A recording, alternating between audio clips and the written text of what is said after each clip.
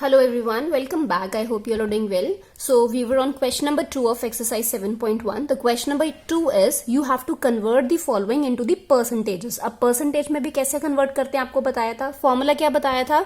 Formula आपको बताया था part upon whole into 100. Right? This was the formula. सो अब ये आपको क्या दे रखा है, रेशियो में दे रखा है, तो इसको हम क्या फ्रैक्शनल फॉर्म में लिख सकते हैं. Yes, we can write it down. So 3:4 को फ्रैक्शनल फॉर्म में कैसे लिखेंगे, एज 3/4.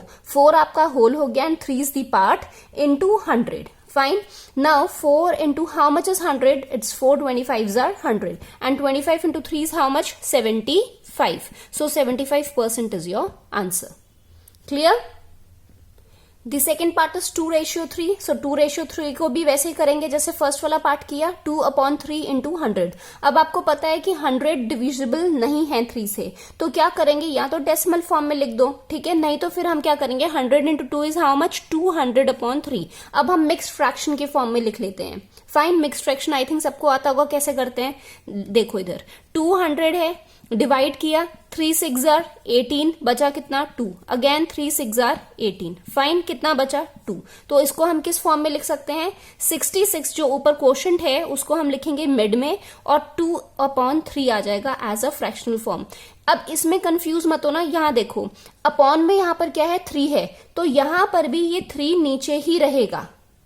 फाइन, ऊपर नहीं आएगा. ऐसा मत कर देना, ये 3/2 मत लिख देना, 3/2 नहीं आएगा.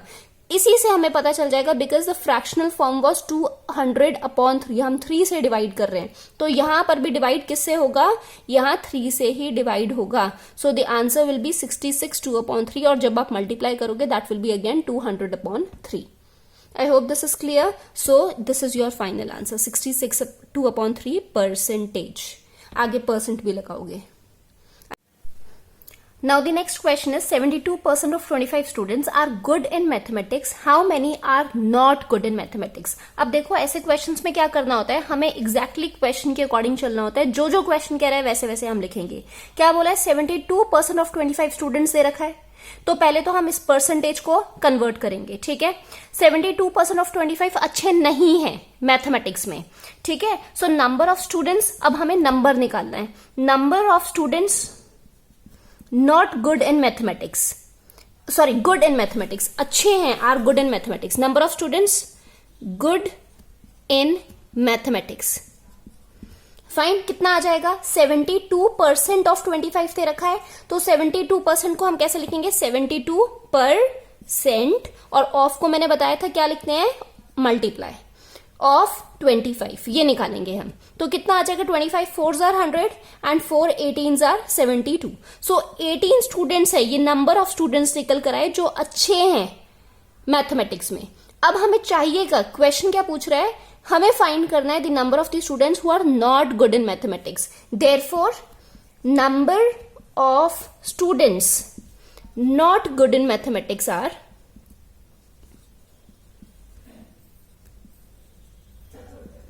कितना आ जाएगा.